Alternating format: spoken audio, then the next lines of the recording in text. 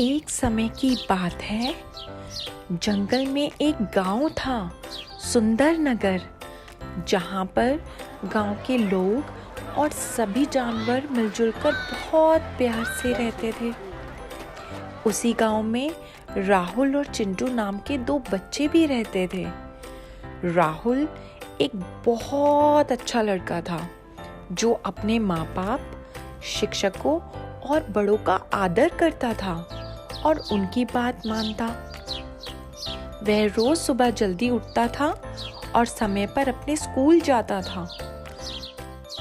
घर वापस आकर वह अपना पूरा होमवर्क करता और घर के छोटे बड़े कामों में अपने बड़ों की मदद करता था। वह अपने माँ बाप की बात बहुत ध्यान से सुनता और समझता था। राहुल के बहुत सारे दोस्त थे, क्योंकि वे सबके साथ मिलजुल कर प्यार से रहता और शाम होने पर बगीचे में खेलता। उसका सबसे प्यारा दोस्त शेर खान था। वो दोनों झरने के पास जाकर खूब मस्ती किया करते। सभी लोग राहुल को बहुत पसंद करते थे, और करते भी क्यों ना, वो था ही इतना अच्छा। उसी गांव में चिंटू भी रहता था, जो सबसे लड़ता झगड़ता और अपने मम्मी पापा की बात ना तो सुनता और ना समझता था। जब वे समझाने लगते तो उन पर गुस्सा करता और चिल्लाता था। चिंटू रात को लेट सोता और सुबह भी लेट उठता और स्कूल ना जाने के बहाने ढूंढता था।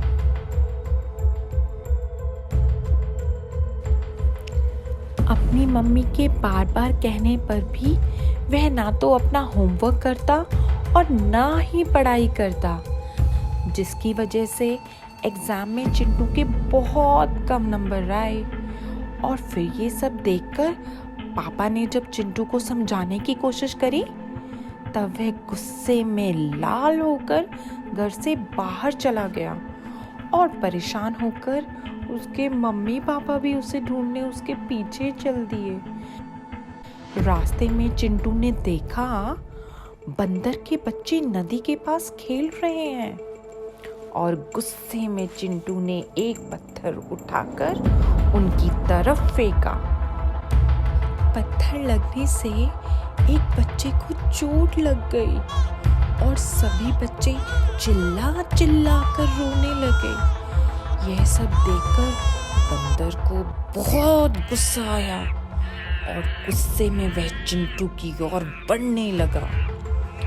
बंदर को अपनी ओर आता देख चिंटू डर गया और जोर जोर से रोकर बचाओ बचाओ चिल्लाने लगा। आवाज सुनकर राहुल और शेर खान वहां आ गए और चिंटू को ढूंढते ढूंढते उसके मम्मी पापा भी वहां पहुंच गए। सबके पूछने पर बंदर ने सारी कहानी बताई। सारी बातें सुनने के बाद पापा ने चिंटू को चुप करवाया और उसकी गलती का एहसास करवाया। यह सब देखकर शेर खान ने बंदर से चिंटू को माफ करने को कहा।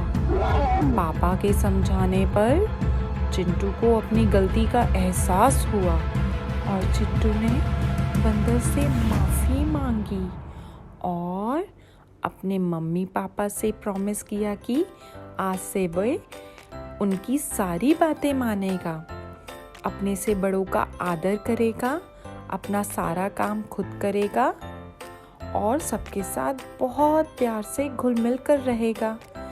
यह सुनकर सभी लोग बहुत खुश हुए और चिंटू भी मुस्कुराने लगा। तो बच्चों, हमने इस कहानी से क्या सीखा? हमें हमेशा अपने मम्मी पापा की बात माननी चाहिए और उनका आदर करना चाहिए। साथ ही हमने सीखा अपना होमवर्क और अपने काम खुद ही करने चाहिए। कहानी सुनकर मजा आया ना?